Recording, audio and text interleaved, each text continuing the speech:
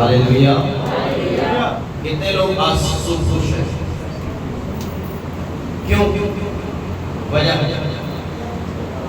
क्योंकि खुदावंद की मेहर हमारे दरमियान है। Hallelujah, hallelujah. सो आज जल्दी से हम खुदा के कलाम को खोलेंगे। मेरे साथ निकालिएगा। खुदा के कलाम की ताज़ीम के लिए हम सब खड़े रहेंगे। मुकद्दस लूका की इंजील 22वां बाब 17 से लेकर 20वीं आयत तक हम इसकी तिलावत करेंगे। गॉस्पेल ऑफ लूक यानी लूका की इंजील 22वां बाब चैप्टर नंबर 22 17 से 20 आयत यानी 17 to 20 वर्ष तक हम इसको तिलावत करेंगे।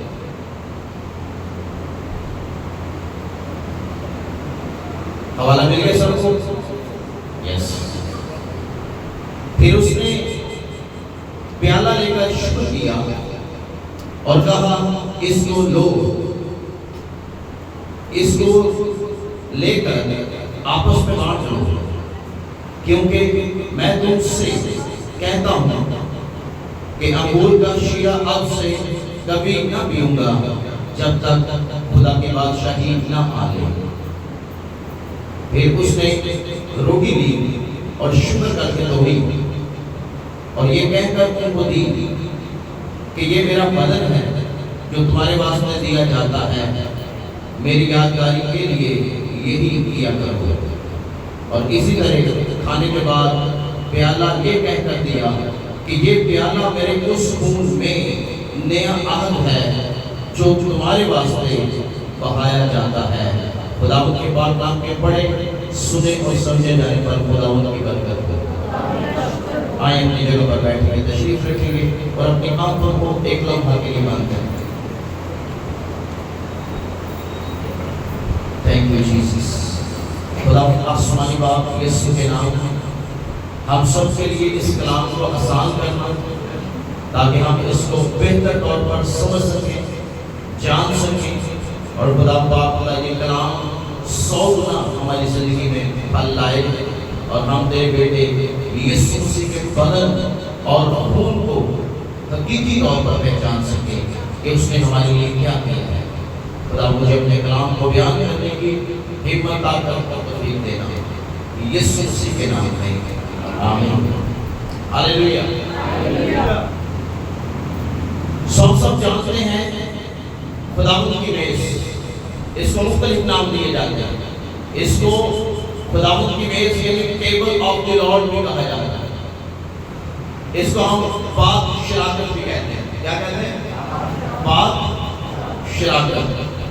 इसको हम होली कम्युनियन भी कहते हैं। होली मीन्स पाक और पाक शराकत का मतलब जब मीटिंग होती है मैं बताता हूँ क्या है। पाक ईशा या शराकत। पाकीशा का मतलब मैंने पहले भी बताया क्या था जी? ईशा का मतलब है शाम। ईशा का मतलब शाम। और जब हम कहते हैं ना ईशा रुबानी, तो ईशा का मतलब है शाम और रुबानी का मतलब है रब का। किसका? किसका? जब हम कहते हैं ना ईशा रुबानी, आज क्या है? ईशा रुबानी है, तो ईशा का मतलब है शाम और रुबानी का मतलब है रब का, यानी खुदावंद का शाम का खाना जो मसीह ने उस रात खाया, जिसे हम होली कम्युनियन या पाक साक्रामेंट या पाक शराकत या ईशा रुबानी या होली कम्युनियन का नाम देते हैं। वो है ईशा रुबानी यानी ईशा यानी शाम और रुबानी मतलब रब का यानी खुदावंद का शाम का खाना। हालेलुया। कितने लोगों को समझ आई? लगता है नहीं है। खुदावंद का शाम का खाना, इसको सांस कर लेते हैं। ईशा का मतलब शाम, रुबानी का मतलब रब का यानी खुदावंद का शाम का खाना। आमीन। क्योंकि होली कम्युनियन जिस रात खुदावंद पकड़वाएंगे उस दिन उन्होंने की। सो खुदावंद का कलाम हमें यह सिखाता है कि आखिरी खाना जो ईद फसह के वक्त मसीह ने खाया, उस दौरान यीशु ने रोटी ली, शुक्र करके तोड़ी और कहा इसे लो, शागिर्दों को दी और कहा आपस में इसे बांटो, क्योंकि ये मेरा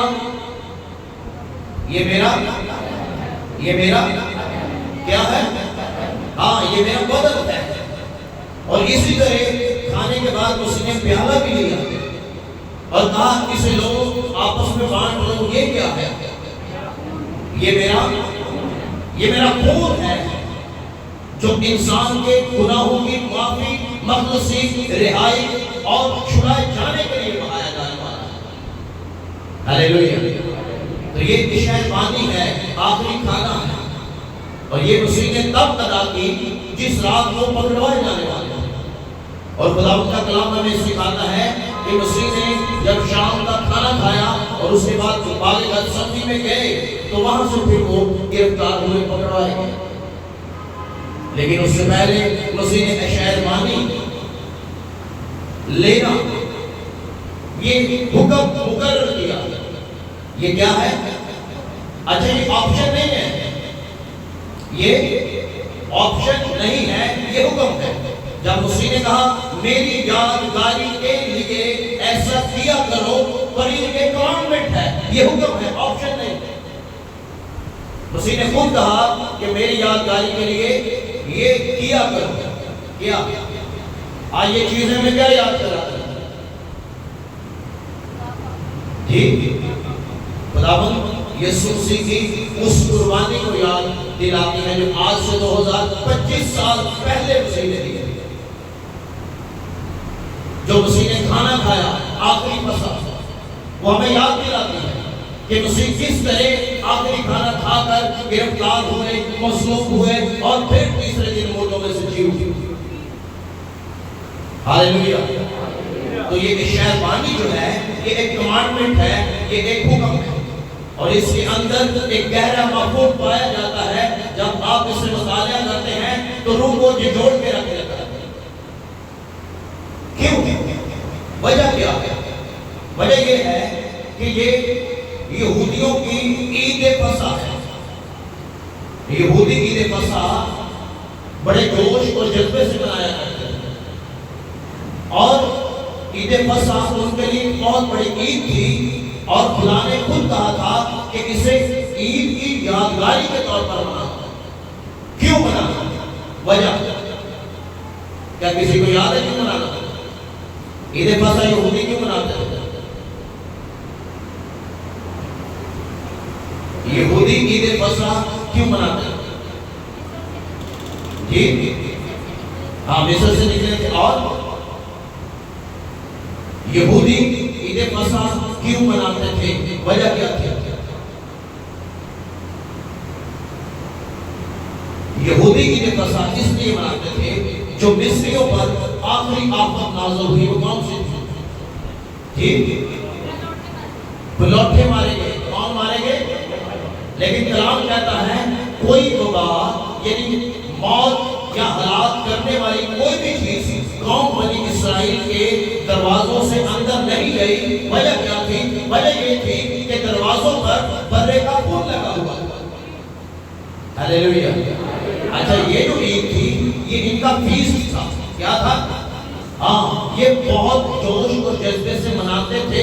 और खुदा ने कहा था कि अपनी नस्ल दर नस्ल मूसा को सबको ये बताना कि इस रात खुदा ने मिस्र में तुम्हारे लिए कितना बड़ा काम किया और कोई बात तुम्हारे नजदीक नहीं आई। ये उनकी बहुत बड़ी ईद थी, ईद फसह। और ईद फसह इस बात का तकाजा करती है कि बर्रा कुर्बान किया जाए।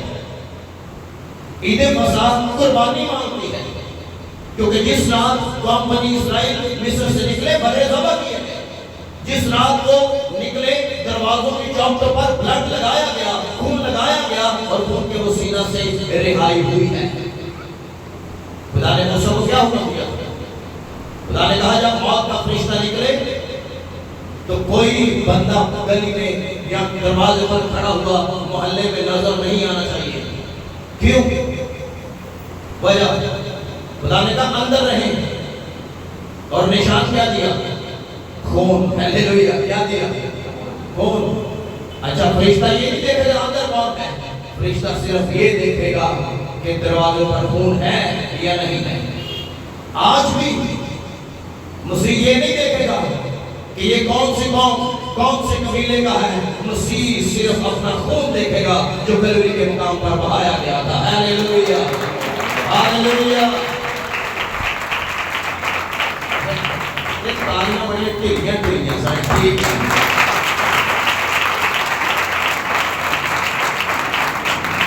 आज भी जब मसीह किसी को देखेगा तो ये नहीं कहेगा कि ये फलां कौम या फलां कबीले का है, नहीं।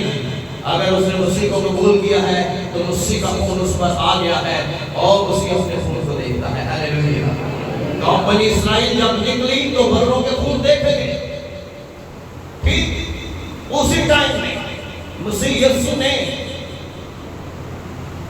ईद फसह पर ये रफाकती खाना जिसको हम पाक की शाम या होली कम्युनियन या टेबल ऑफ द लॉर्ड कहते हैं, मसीह ने उसी रात किया। और हमें कलाम ये सिखाता है कि ये पाक रस्म है जिसमें हम दाखिल होते हैं, क्योंकि ईद फसह बर्रों की कुर्बानी मांगती है। और कलाम ये सिखाता है मसीह ने इशाए बानी को मुकर्रर किया। आज जब उसकी पैरवी करते हैं, इसमें शामिल होते हैं, तो हम क्या करते हैं जी? हम क्या करते हैं? आज जब हम होली कम्युनियन में शामिल होंगे तो हम कौन सी यादगारी मनाते हैं? मैंने बताया कौम बनी इस्राएल कौन सी यादगारी मनाती है जी? कौन सी? मिस्र से निकलने की। कौन सी? मिस्र से निकलने की वो यादगारी मनाती है कि बर्रों के खून दरवाजों पर लगाए गए और हम उस खून के वसीला से बचकर वहां से, आज हम कौन सी यादगारी मनाते हैं जी? जब आप इसमें शामिल होंगे तो कौन सी यादगारी है? मैंने पहले बताया ईद फसह क्या करती है? बर्रों की कुर्बानी मांगती है।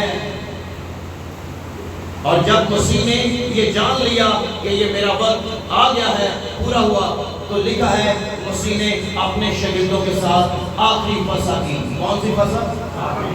आखिरी फसह खाई। और फिर आखिरी फसह को मसीह ने होली कम्युनियन में ट्रांसफर कर दिया, मुकर्रर कर दिया, और आज ये हम होली कम्युनियन करते हैं। Hallelujah, hallelujah, hallelujah. आज जब आप इसमें शामिल होते हैं तो क्या याद करते हैं जी? हम मसीह की मौत का इकरार करते हैं। हालेलुया। हम उस बर्रे का इकरार करते हैं जिसने मेरे और आपके लिए अपना बेशकीमती खून बहाया है। हालेलुया। मिस्र में जो खून बहाया गया ईद फसह पर, वो क्या था? वो बर्रों का खून था। लेकिन मेरे और आपके लिए जिसकी यादगारी में आज हम इकट्ठे हैं, ये किसी बर्रे का या बछड़े का खून नहीं, ये खुदा के बेटे यीशु का खून है। Hallelujah, hallelujah, hallelujah. जरा जोर से कहेंगे हालेलुया। अब गौर करें, जब वबा निकली, मौत का फरिश्ता निकला, तो उसने क्या देखा? आज भी खून ही देखा जाएगा।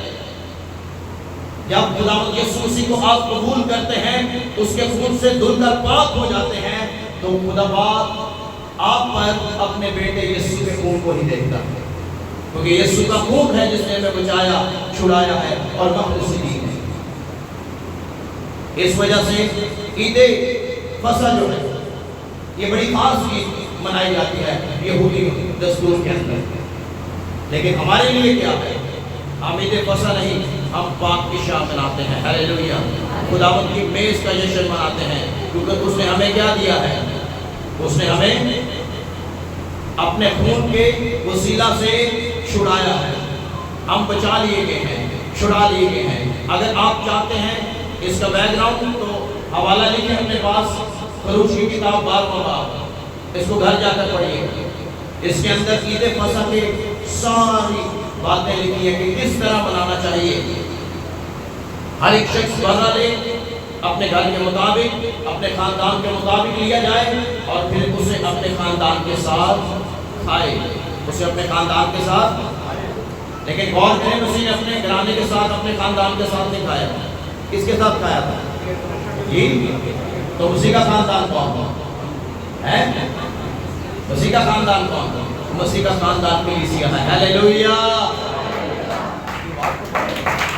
मसीह का खानदान कौन है? मसीह का खानदान उसकी कलीसिया है। इसलिए मेरे अजीजों, इस बात पर गौर करें कि हम जब इसमें शामिल होते हैं तो मसीह ने हमारे लिए क्या किया है। मसीह हमारा हकीकी बना है। क्या है? हकीकी बना। और कौम इसराइल जब ईद फसह मनाती थी तो वो उस यादगारी में मनाती थी जब वो मिस्र से निकल आए, जब वो मिस्र से। लेकिन हम जब मनाते हैं तो हम इस यादगारी में मनाते हैं क्योंकि मसीह ने हुक्म दिया कि मेरी यादगारी के वास्ते यही, जब तक मैं ना आऊं ये करते रहना है। ये हमने इसमें शामिल होते रहना है। बहुत सारे लोग हैं इसमें शामिल नहीं होते।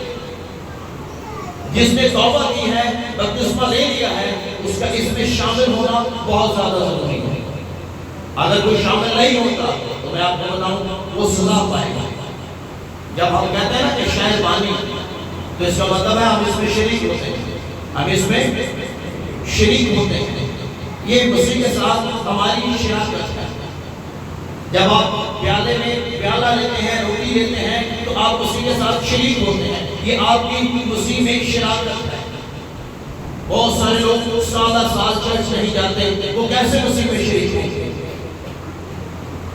मसीह में शराकत होली कम्युनियन है। जब आप इसमें शामिल होते हैं, मसीह ने कहा ये मेरा बदन है, ये मेरा खून है, इसे लो आपस में बांट लो। जब हम इसमें शरीक होते हैं, हम उसी में शरीक होते, शामिल होते हैं। इसलिए हम इसे पाक शराकत भी कहते हैं। और ये पाक रस्म है। ये क्या है? पाक रस्म है। और हमें पाक होकर इसमें शामिल होना चाहिए। आमीन। हमें क्या होना चाहिए? पाक होकर। और अगर कोई शख्स जिसने तौबा नहीं की, गुनाहों की माफी हासिल नहीं की, वो इसमें शामिल ना हो, इसमें शामिल ना हो। जो कफारे पर ईमान नहीं लाया वो इसमें शामिल ना हो।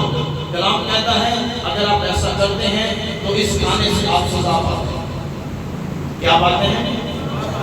सजा पाते हैं। इसलिए अपने आप को पाक करके फिर इसमें शामिल होना, ये जरूरी बात है। हालेलुया। अच्छा, अब सवाल ये है कि ये खुदावंद की मेज है, खुदावंद का टेबल है, पाक शराकत है, इशार मानी है, होली कम्युनियन है, आप जो भी नाम दें इसको, इसमें शरीक कैसे है? इसमें शरीक कैसे होना है? एक बड़ा बड़ा सवाल है। आप इसमें शराकत कैसे करनी चाहिए? आप इसमें कैसे शरीक? हवाला निकाले पढ़ते हैं, आपको पता चलेगा शरीक कैसे होते हैं। पहला कुरिन्थियों 11वां बाब 26 आयत।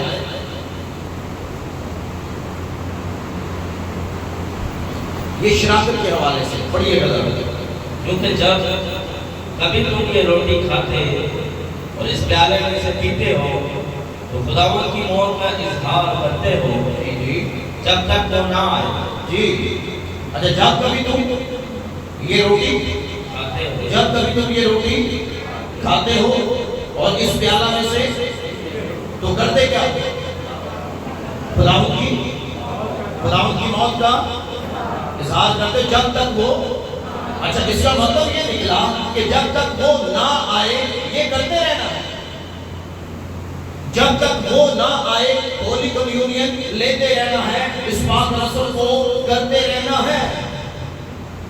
और खुदावंद का कलाम हमें ये सिखाता है कि 27 में पढ़कर इस वास्ते जो कोई नामुनासिब तौर पर खुदावंद की रोटी खाए या उसके प्याले में से पिए, वो खुदावंद के बदन और खून के बारे में कसूरवार होगा। हाँ, अगर कोई नामुनासिब, ये नामुनासिब क्या चीज है? अगर कोई नामुनासिब तौर से इसमें शामिल होगा तो वो सजा पा जाएगा। ये नामुनासिब क्या है? नामुनासिब बहुत सारी चीजें हैं। ऐसे गुनाह हैं जो हम करते हैं, कंटिन्यू करते हैं और उस प्रोसेस में ही रहते हैं, करते ही रहते हैं और आगे शामिल भी हो जाते हैं। बहुत सारे ऐसे लोग हैं जो मावा, गुटखा, नशा, कुपियां और पता नहीं क्या क्या पीते हैं और इसमें शामिल भी हो जाते हैं। ये नामुनासिब है। बहुत सारे ऐसे लोग हैं जिन्होंने तौबा नहीं की, निजात नहीं पाई और खुदा के तुम्हारे पर ईमान नहीं लाए, लेकिन फिर भी इसमें शामिल हो जाते हैं, सजा पाएंगे। और फिर लोग कहते हैं कौन सा नामुनासिब? ये नामुनासिब की पूरी लिस्ट है कि कौन सा नामुनासिब है। अगर आप नामुनासिब तौर से इसमें शामिल होंगे तो आप सजा पाएंगे।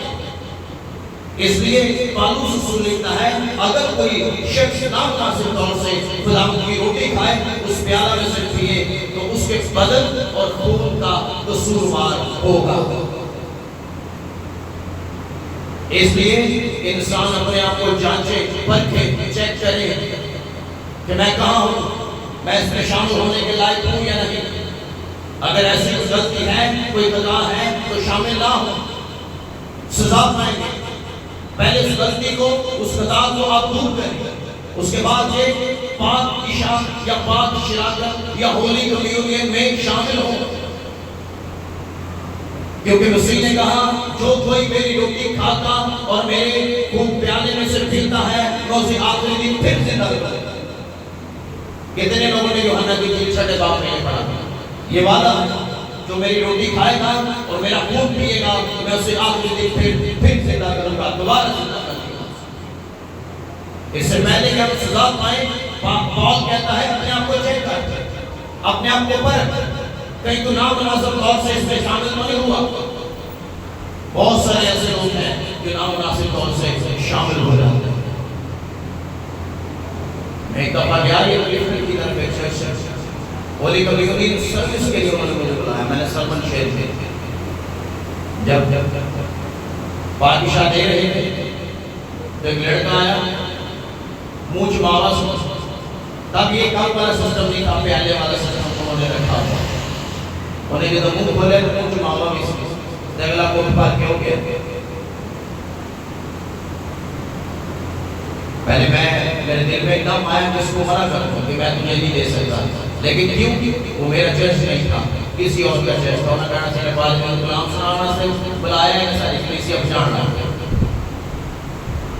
नामुनासिब, मूलाल है, दांत साफ नहीं है, लोग गलत काम कर आके आगे इसमें शामिल हो जाते हैं। मैं आपको बताऊं कि नामुनासिब है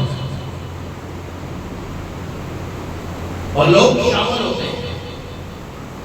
कलाम कहता है, अगर कोई शख्स नामुनासिब तरीके से इसमें शामिल होगा तो वो सजा पाएगा। इसकी 28 में पढ़ता इसी जगह, बस आदमी अपने आप को आजमा ले और इसी तरह उस रोटी में से खाए और उस प्याले में से पिए। यस, आदमी अपने आप को आजमाए, आदमी अपने आप को, हाँ, वो कहता है चेक कर, आजमा कि क्या तू शामिल होने के लायक है या नहीं है। हमें पहले अपने आप को चेक करना है, फिर उसके बाद शामिल होना है। वो जो गलती, जो खता है, उसे दूर करें, गुनाह को दूर करें, वरना इसके खाने से लोग जिंदगी नहीं, सजा भी पा जाते हैं। लेकिन ये तो हमेशा की जिंदगी के लिए दिया गया है। हालेलुया। मसीह ने वादा किया, मैं जिंदा भी करूंगा, जो मेरा बदन और मेरा खून, मेरा बदन खाता और खून पीता है, उसे आपने जिंदा करूंगा। लेकिन लोग सजा भी पा जाते हैं। सजा का सबब क्या है, वजह क्या है? वजह ये है नामुनासिब। इसलिए पौल लिखता है, अपने आप को जांच, अपने आप को चेक कर, परख, कहीं कोई ऐसी गलती, कोई खता तेरे अंदर तो नहीं है, वरना इसके खाने से तू सजा पाएगा। 29 में आएगा, क्योंकि जो खाते पीते जी क्योंकि खाते पीते वक्त खुदावंद के बदन को ना पहचाने और इस खाने पीने से सजा पाएगा। वो इस खाने पीने से क्या पाएगा? अच्छा, कलाम की बात ज्यादा नहीं है। कोई एक बंदा ना कहे कि सामने पता है किसी सामने एतवाज है नहीं, क्योंकि जो खाते पीते वक्त खुदावंद के बदन को ना पहचाने वो क्या पाएगा? वो क्या पाएगा? बोलो तो सही, क्या पाएगा?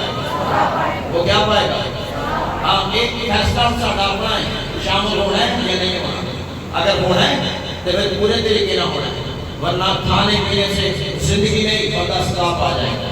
Hallelujah, hallelujah. जरा हाथों को उठा कर कहेंगे हालेलुया। तो इस बात में मेरी अजीजों, एक बात जो समझने वाली है वो क्या है? वो ये है कि मसीह ने हमारे लिए कुर्बानी क्यों दी? क्यों दी? मसीह ने हमारे लिए कुर्बानी क्यों दी? मसीह क्यों कुर्बान हुआ? आप बोलेंगे हमारे गुनाहों के वास्ते। बिल्कुल ठीक है, गलत तो है नहीं। आप बिल्कुल ठीक कहते हैं। मसीह क्यों कुर्बान हुआ? मेरे और आपके गुनाहों के वास्ते, और यही सच है, कुर्बान हुआ। लेकिन उसकी कुर्बानी देने के बाद क्या आप उसके कफारे पर ईमान लाकर आपने निजात पाई है? अगर ईमान ले आए हैं, निजात पाली है, तो फिर दिलेरी से शामिल हो सकते हैं। Hallelujah, hallelujah. मसीह ने मेरी और आपकी निजात के लिए कफारा दिया है, खून बहाया है। और अगर निजात ही नहीं पाएगी तो फिर आप इसमें शामिल नहीं हो सकते। और अगर निजात पा गए हैं, बपतिस्मा हो गया है, निजात पा चुके हैं, खुदा पर ईमान ले आए हैं, फिर आप इसमें शामिल हो सकते हैं। Hallelujah, hallelujah. तो ये क्लियर है कि गैर निजात याफ्ता शख्स इसमें शामिल, क्योंकि मसीह ने गुनाहों का कफारा दिया, गुनाह की कुर्बानी दी है, गुनाह से छुड़ाया है। अगर बंदा छुड़ाया नहीं गया, अभी तक ईमान नहीं लाया, निजात नहीं पाई, तो उसमें शामिल ना हो। अगर वो शामिल हुआ, कलाम कहते हैं सजा पाएगा, सजा पाएगी। इस वास्ते जरूरी है कि हम क्या करें? जी बोलो तो सही, निजात क्या? निजात पाकर हम इसमें शामिल, हमें निजात पाकर शामिल होना चाहिए। और अगर निजात नहीं पाई तो ये नामुनासिब रवैया है, ये नामुनासिब तौर है, हमें इसमें शामिल नहीं होना चाहिए। मसीह ने दो चीजें जो आम थी, कितनी? दो चीजें जो आम थी उन्हें खास बना दिया। क्या? मसीह ने दो चीजें जो आम थी उन्हें खास बना दिया, एक रोटी और दूसरा अंगूर का शीरा। Hallelujah, hallelujah. अच्छा, ये खास बना दिया मसीह ने कहा ये रोटी नहीं, ये तो मेरा बदन है। हालेलुया। और ना साथ ही अंगूर का शीरा लेकर कहता ये शीरा नहीं बल्कि मेरा खून है। दो आम चीजें, लेकिन मसीह ने खास बना दिया। ऐसा ही है, जब हम आम होते हैं, जब मसीह हमें बुलाता, हम निजात पाते और कफारे पर ईमान ले आते हैं, आपको बताऊं मसीह हमें खास बना देता है। आमीन। दो आम चीजें, रोटी तो आप डेली खाते हैं, घर में 3 टाइम खाते हैं, कहीं तो 4-4 बार भी खाते हैं रोटी। लेकिन मसीह ने जब इसको अपने हाथ में लिया तो मसीह ने कहा ये मेरा बदन है। हालेलुया। अंगूर का शीरा, कहीं रेड ग्रेप बड़ा पसंद है, ऐसे ही है, रेड ग्रेप बहुत पीते हैं, लेकिन मैं आपको बताऊं वही शीरा जब मसीह ने लिया तो मसीह ने कहा ये शीरा नहीं मेरा खून है। आमीन।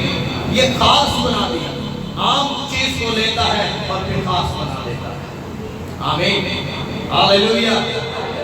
तो मसीह ने यही कहा कि मेरी यादगारी के लिए ये किया करो, ऐसा तुमने करना है। क्योंकि यहूदी हमेशा ईद फसह पर बर्रा कुर्बान करते थे। ईद फसह पर बर्रा कुर्बान किया जाता है। ये इस बात की अलामत थी, खुशी का इजहार था कि हम बर्रे के खून से छुड़ाए गए और बचाए गए और मिस्र से निकल आए हैं। हमारा बर्रा कौन है? जी, हमारा बर्रा कौन है? हम क्यों खुशी के साथ होली कम्युनियन में शामिल होते हैं? वजह हमारा बर्रा कौन है? अच्छा, हवाला देखिए जरा, पहला करंथियों 5वां बाब 7 में है, इसको निकाले जरा, अपने फोन पे निकालें, गौर से पढ़े इसको क्या लिखा हुआ। पहला करंथियों 5:7 जल्दी से पुराना खमीर निकाल कर अपने आप को पाक कर लो, अपने आप को पाक कर लो, ताकि ताज़ा गूंदा हुआ आटा बन जाओ, ताज़ा गूंदा हुआ आटा बन जाओ। चुनाचा तुम बेखमीर हो, क्योंकि हमारा भी फसा यानी मसीह कुर्बान हुआ। हमारा कौन? हमारा फसा कौन? ईद फसा पर बर्रे कुर्बान किए जाते थे, लेकिन पौल ने लिखा हमारा फसा यीशु है, वो कुर्बान हुआ है। आगे लिखा है आओ हम ईद करें। हालेलुया, हालेलुया, आओ हम ईद करें। हमारा जो फसा है जिसमें हम शरीक होते हैं, वो कंपनी इस्राएल वाले फसे नहीं जो बर्रे बछड़े कुर्बान किए जाते हो। उसने कहा हमारा फसा यानी खुदावंद यीशु मसीह कुर्बान हुआ है। हमारा फसा कौन है? खुदावंद है, जिसने ये मुकर्रर किया है। हम उसमें शिराकत करते हैं, हम उसमें शरीक होते हैं, और ये बहुत बड़ी रुकावट है। जब हम इसे लेते हैं तो मैंने पहले बताया हम उसी में शरीक होते हैं। और आपको पता है ये प्याला क्या करता है? क्या करता है ये प्याला? जी, प्याला और क्या करता है? ये प्याला क्या करता है? अब जितने भी आएंगे, बहनें हो, भाई हो, बूढ़े हो, जवान हो, अमीर हो, गरीब हो, सब एक ही प्याले में शरीक होंगे। आमीन। तो ये प्याला क्या करता है? हम सबको मसीह में एक कर देता है। Hallelujah, hallelujah. ये प्याला मसीह में हमें एक करता है। ये प्याला हमें एक कर देता है। जैसे मसीह की शरीक हमें एक करती है ना, वैसे प्याला भी हमें एक कर देता है। आमीन। मसीह का बदन और खून हमें एक कर देता है। उसे कहा इसे लो और फिर इसे आपस में बांट लो। पुराना खमीर, कौन सा खमीर? पुराना खमीर। ये बहने बेहतर कौन कौन जानते हैं? भाई भी जानते हैं। अच्छा, अगर गंदी खुराक से आटा घूम लेता जाए, अगर पुराना लगा है तो आटा खराब हो जाता है। हो जाता है क्या नहीं? होता है क्या नहीं? यस। पुराना खमीर अपने अंदर से निकालो ताकि तुम ताजा गूंदा हुआ आटा बन जाओ। हमें क्या करना है? पुराना खमीर यानी पुराना गुनाह जो हमारे अंदर है, हमारी सरशिश के अंदर है, फितरत के अंदर है, हमें उसको निकालना है। जब आप उसको निकालेंगे तो आप ताजा गूंदा हुआ आटा बन जाएंगे। क्योंकि खमीर क्या करता है? खमीर आटा खराब कर दे या नहीं? खमीर आटा खराब कर देता है। अच्छा, पूरी खुराक उसी भर के तो ना आटे दी, लेकिन थोड़ा जिहा एलिमेंट आप जो लग जाए तो तुम देखियो होंदा होंदा सारे खराब करेगा। होंदा कि नहीं? इंज इंसान की नहीं। अगर इंसान को थोड़ा जिहा टच लग जाए ना गुनाह का, तो होंदा होंदा सारे खराब हो जाता है। और कलाम कहता है बुरी सोचें अच्छी आदतों को बिगाड़ देती है और इंसान गुनाह में चला जाता है। ये होंदा छोटा जिहा टच ही जिਵੇਂ थोड़ा सा खमीर पूरी खुराक को खमीर नहीं कर देता, वैसे थोड़ा सा गुनाह इंसान को क्या कर देता है? खराब कर देता है। Hallelujah, hallelujah. तो ये एक रफ़ाक़ती खाना भी है, जैसे मैंने पहले बताया, ये एक फेलोशिप है, ये शायद मानी है। आज हम सब जब इसमें शरीक होंगे तो ये एक ही प्याला है जो मसीह में हम सबको क्या कर देता है? एक कर देता है। और ये कैसे मुमकिन हुआ? मसीह की कुर्बानी के वसीला से ये मुमकिन हुआ कि हम सब मसीह में एक हो गए हैं। आमीन, हालेलुया, हालेलुया। आपको पता हम खूनी रिश्तों को बड़ी अहमियत देते हैं। खूनी रिश्तों को हम बड़ी अहमियत देते हैं। खूनी रिश्तों को हम कितनी अहमियत देते हैं? देते हैं या नहीं? तो कलीसिया का आपस में कौन सा रिश्ता है? कलीसिया का कौन सा रिश्ता आपस में? कलीसिया का रिश्ता आपस में खूनी है, क्योंकि मसीह के खून ने कलीसिया को एक किया है। Hallelujah, hallelujah. मसीह का खून है तो एक करता है। खूनते जोश मारता नहीं। ये जो कलीसिया बैठी है, आप उसमें रिश्तेदार नहीं हैं, रिलेटिव नहीं हैं, कोई एक दूसरे को नहीं जानता, लेकिन जब आप इस वजन और खून में शरीक होते हैं तो मसीह का खून हम सबको एक कर देता है और ये खून ही रिश्ता बन जाता है। हालेलुया, हालेलुया, हालेलुया, बड़ा किला जैसे हालेलुया, हाथों को उठा करके हालेलुया। अच्छा, इसके 5 फायदे हैं, उसके बाद हम दुआ करेंगे। कितने? 5 बेनिफिट्स, यानी स्पिरिचुअल बेनिफिट, 5 रूहानी फायदे हैं। इनको लिखो, इनको याद रखो। पाक शराकत के 5 रूहानी फायदे हैं। पहला, मसीह के साथ इत्तेहाद है। क्या है? इत्तेहाद मीन्स यूनिटी है। क्या है? मसीह के साथ एक होना है। ये पहला बेनिफिट है पाक शराकत का। जब आप इसे लेते हैं तो आप मसीह में शामिल होते हैं, यानी एक हो जाते हैं मसीह के साथ। आपकी यूनिटी मसीह के साथ हो जाती है, आपका इत्तेहाद मसीह के साथ हो जाता है, आपका ज़ाती तल्लुक मसीह के साथ हो जाता है, आपका रूहानी रिश्ता मसीह के साथ इसी वजह से मजबूत हो जाता है। क्यों? क्योंकि ये स्पिरिचुअल बेनिफिट है, रूहानी फायदा है। क्या? होली कम्युनियन लेना, आप मसीह के साथ एक होते हैं, यूनिटी में आ जाते हैं, तल्लुक मजबूत हो जाता है, रिश्ता मजबूत हो जाता है। इसलिए इसको लेना जरूरी है। आपका रिलेशन गहरा होता जाएगा मसीह के साथ। ये पहला स्पिरिचुअल बेनिफिट है, पहला रूहानी फायदा है कि पाक शराकत हमें मसीह के साथ यूनिटी में एक कर देती है। दूसरा, ये एक साक्रामेंट है जो गुनाहों से पाक करने में हमारी मदद करता है। दूसरा क्या है? ये साक्रामेंट है जो गुनाहों से पाक करने में हमारी क्या करता है? मदद करता है और हमें रूहानी जिंदगी गुजारने में मदद देता है। कौन सा साक्रामेंट? ये साक्रामेंट।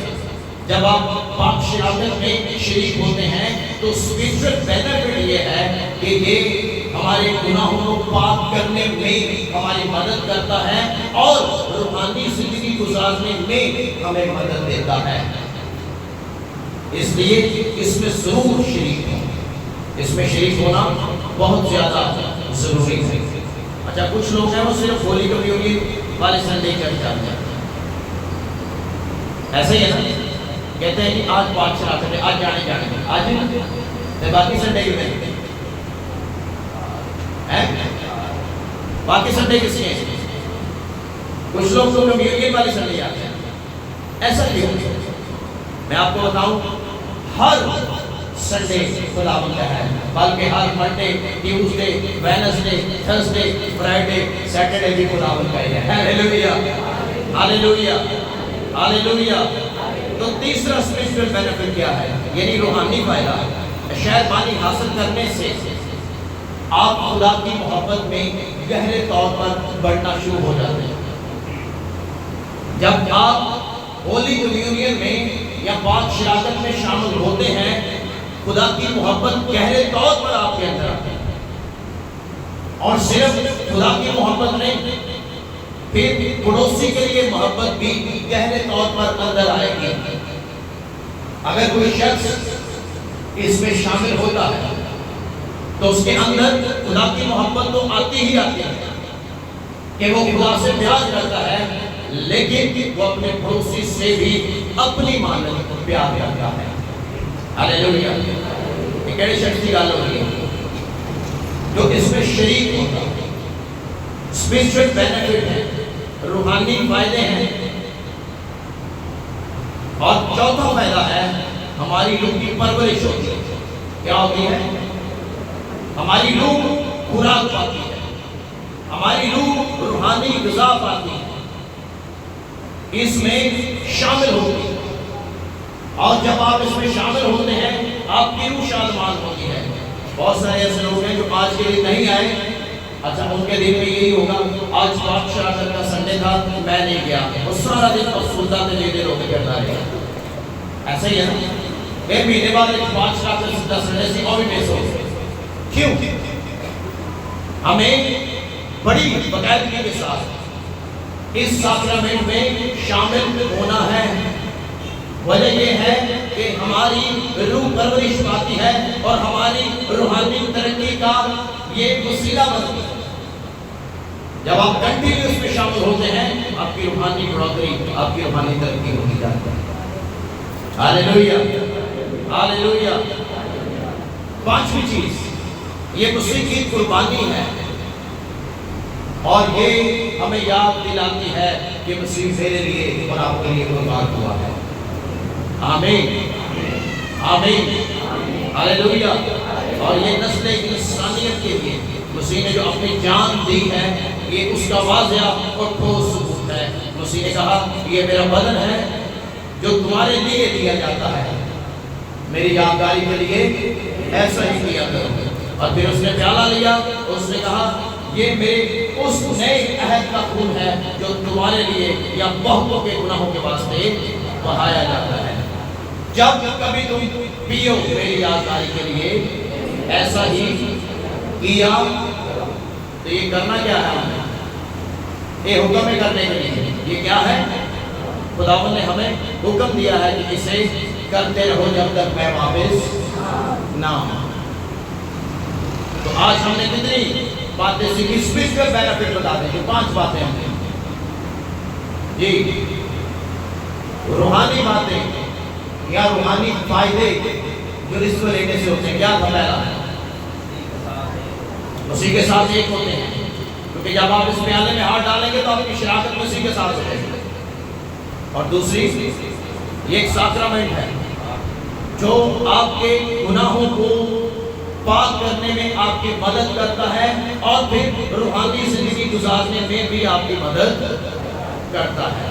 और तीसरी, शायरबानी हासिल करने वाला खुदा की मोहब्बत में उसमें तो बढ़ता ही है, साथ पड़ोसी की मोहब्बत में भी बढ़ता है, यानी पड़ोसियों से भी अपनी मानद प्यार करता है।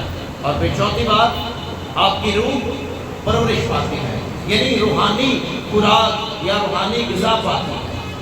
ये कब?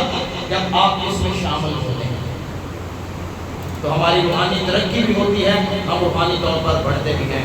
और फिर लास्ट में जो 5वीं बात हमने की वो ये है कि ये एक ठोस सबूत है कि मसीह मेरे लिए और आपके लिए कुर्बान हुआ है। और ये कुर्बानी उसने इंसानों के लिए दी है और उसने अपना बदन और खून इन नस्ल इंसानी के लिए दिया। आमीन, हालेलुया, हालेलुया। मैं आपको बताऊं, दुनिया के जितने भी मज़ाहिब हैं, कोई कुर्बानी मांगता है तो कोई चढ़ावा मांगता है, तो कोई खराज मांगता है तो कोई सजदा मांगता है। ऐसे ही है। हमारा मजहब ऐसा नहीं है। हमारा मजहब, क्योंकि ये मजहब नहीं है, ये क्या है जी? हमारा मजहब नहीं है, ये क्या है? ये रिलेशनशिप है। क्या है? ये रिश्ता है। अच्छा, मजहब जो है वो आपसे कुर्बानी मांगेगा। मजहब जो है आपसे कुर्बानी मांगेगा, रिलेशन आपसे कुर्बानी मांगेगा नहीं, बल्कि कुर्बानी देगा। Hallelujah, hallelujah.